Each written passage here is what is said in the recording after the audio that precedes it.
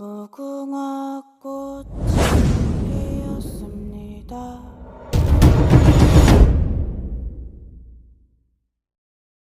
रात के 2:17 हो रहे थे जब मेरे डोर पर नॉक हुई। ना ज़्यादा तेज़ ना बिल्कुल हल्की, बस 3 बार स्लो टैप्स।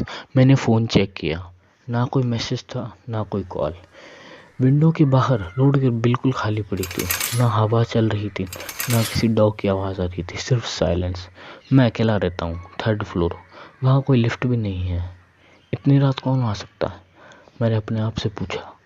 मैं धीरे धीरे डोर के पास गया और पीप होल से देखा, वहाँ कोई भी नहीं था। कॉरिडोर लाइट 1 सेकंड के लिए फ्लिकर हुई, फिर नॉर्मल हो गई। मेरे दिल की धड़कन तेज़ हो गई। मैंने खुद को समझाया, कोई गलत डोर नॉक करके चला गया होगा। मैं वापस बेड पर चला गया। तभी फिर से नॉक हुई, नॉक नॉक एंड नॉक। 2:19 पर मेरा फ़ोन वाइब्रेट हुआ। अननोन नंबर से मैसेज था, दरवाज़ा खोलो। मेरे हाथ ठंडे पड़ गए। मैंने रिप्लाई किया, कौन हो तुम? रिप्लाई इंस्टेंटली आया, तुम जानते हो। मैं नहीं जानता था। मैंने नंबर ब्लॉक कर दिया। अचानक नॉकिंग लाउड हो गई, ठक ठक एंड ठक। कौन है, मैं चिल्लाया। वापस कोई जवाब नहीं आया। तब कुछ दरवाजे के नीचे से स्लाइड होता हुआ अंदर आया। वो एक फ़ोटो थी।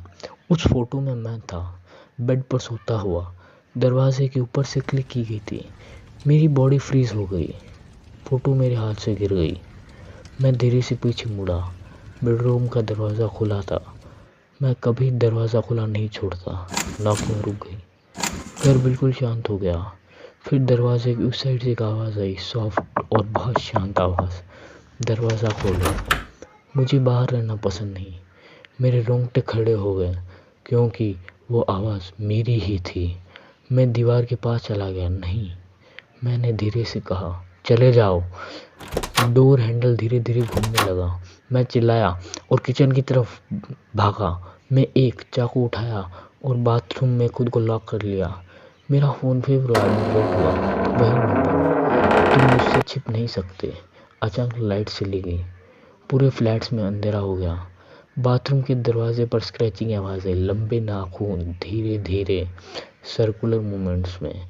मैंने अपने मुंह कवर कर लिया, सांस रोक ली। टाइम जैसे रुक गया। कुछ देर बाद सब कुछ शांत हो गया।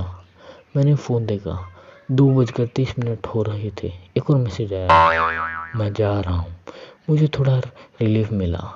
मैं कुछ और देर वेट किया, फिर धीरे से बाथरूम का डोर खोला। फ्लैट बिल्कुल शांत था, बहुत ज़्यादा शांत। तब मेरी नज़र मेरे दरवाजे पर पड़ी। वो खुला हुआ था, ठंडी हवा अंदर आ रही थी। दरवाजे पर कुछ लिखा हुआ था काले रंग से, गीले लिक्विड से, थैंक यू फॉर कमिंग। तब मेरा फ़ोन रिंग हुआ। इस बार अननोन नंबर नहीं था, मेरा ही कॉन्टैक्ट नंबर दिख रहा था। मैंने कॉल उठाई और अपनी ही आवाज़ सुनी, रिलैक्स, मैं घर आ गया हूँ। कॉल कट हो गई। मेरे पीछे किसी की सांस लेने की आवाज़ आ रही थी, धीरे से, बहुत पास। मैं पलटा और खुद को देखा, बिल्कुल सामने खड़े। मैं अपने आप पे हंसते हुए, हाथ में वही चाकू था। वो धीरे से बोला, तुम कभी अकेले थे ही नहीं।